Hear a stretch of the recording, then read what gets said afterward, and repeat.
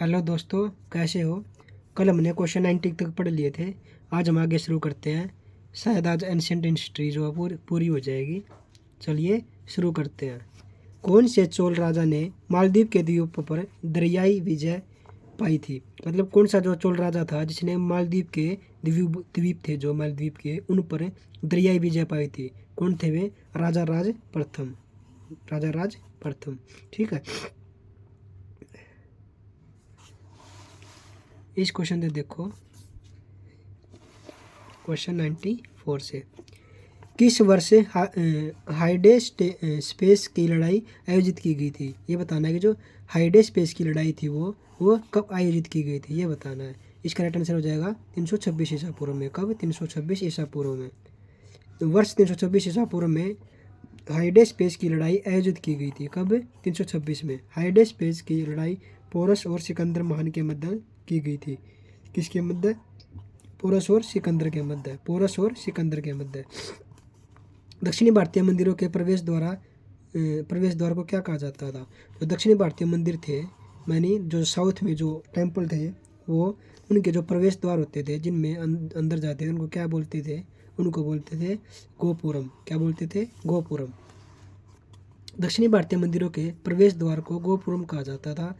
इस प्रकार के द्वार मुख्यतः दक्षिणी भारत के मंदिरों को प्रतिनिधित्व करते थे। यानी ये बताते थे कि ये मंदिर दक्षिण के हैं, यानी दक्षिण भारत के मंदिर ही हैं। उनके जो मुख्य द्वार थे उनकी कुछ अलग ही चित्रकला थी। ठीक है, अगला क्वेश्चन है। दोस्तों, आज मेरी तबीयत ख़राब है, लेकिन मुझे वीडियो तो बनानी थी ना। आपके लिए डेली एक वीडियो तो मैं लेके आता हूँ 10-15 मिनट की। तो शायद मैंने सोचा कि मिस नहीं करना चाहिए कि दिन डेली वीडियो, मतलब स्टूडेंट तक डेली पहुँचाऊँ। मैं भी डेली पढ़ते रहे। ठीक है, थोड़ी तबीयत डाउन है लेकिन पढ़ाऊँगा। ठीक है, दक्षिणी भारत के मंदिरों जो दक्षिणी भारत के जो मुख्यतः मंदिर थे वे कौन सी शैली में थे, ये बताना है। वे थे द्रविड़ शैली में। किस शैली में? द्रविड़ शैली में।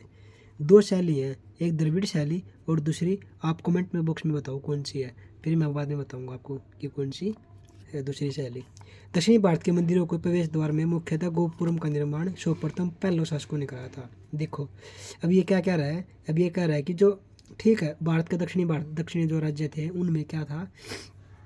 उनमें द्रविड़ शैली थी। ठीक है, लेकिन ये बताना है कि ये द्रविड़ शैली सबसे पहले कौन से शासक लेके आए थे, ये बताना है। तो कौन लेके आए थे? पल्लव शासक। कौन से? पल्लव शासक।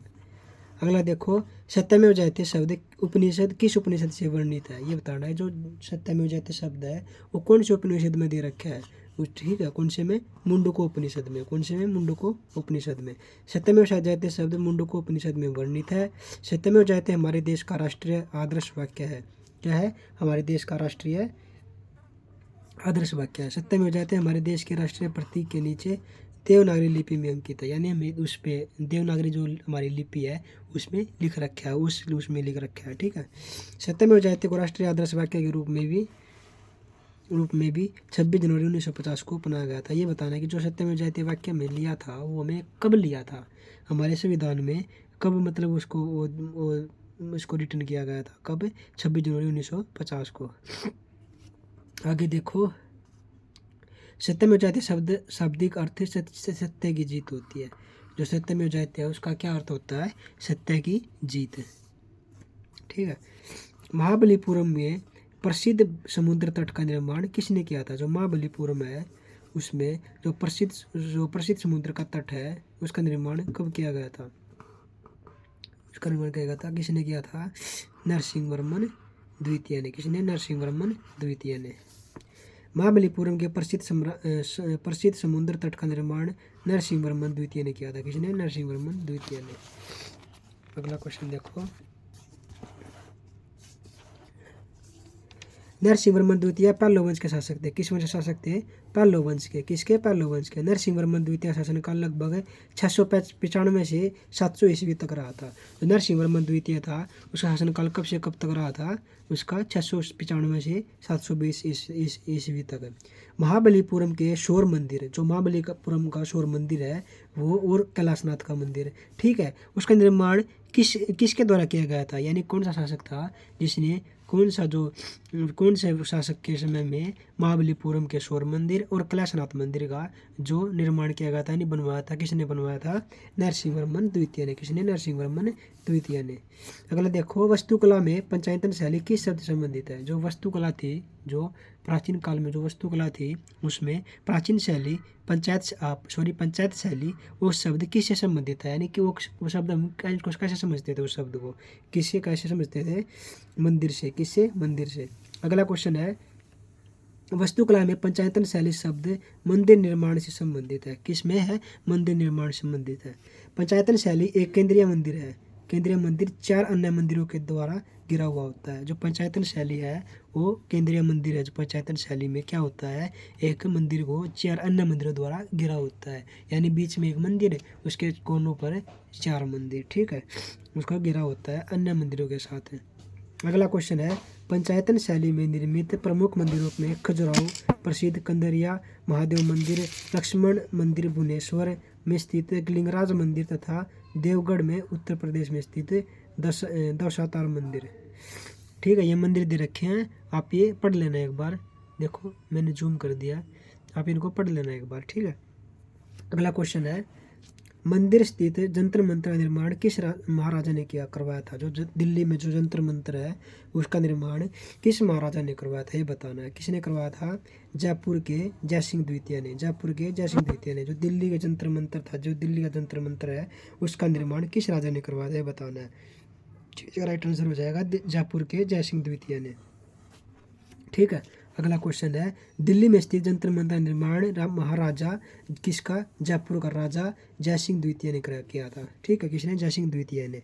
दिल्ली में स्थित जंतर मंत्र, जो दिल्ली में जंतर मंत्र है उसका निर्माण किस ईस्वी में करवाया गया था, यानी किस वर्ष करवाया गया था? कब करवाया गया था? 1724 में। कब? 1724 ईस्वी में। ठीक है, दिल्ली में स्थित जंतर मंत्र एक खगोलीय वेधशाला है। दिल्ली में स्थित जंतर मंत्र एक खगोलीय वेधशाला है। जो दिल्ली में जो जंतर मंत्र है वो एक खगोलीय वेधशाला है, और वेधशाला ये कहाँ पर है? ये दिल्ली में है। ठीक है, मतलब ये याद रखना है जंतर मंत्र कहाँ है, किसने बनवाया था, कब बनवाया था। 3 क्वेश्चन इंपॉर्टेंट है, ठीक है, इससे ज़्यादा कुछ मत पढ़ो। दिल्ली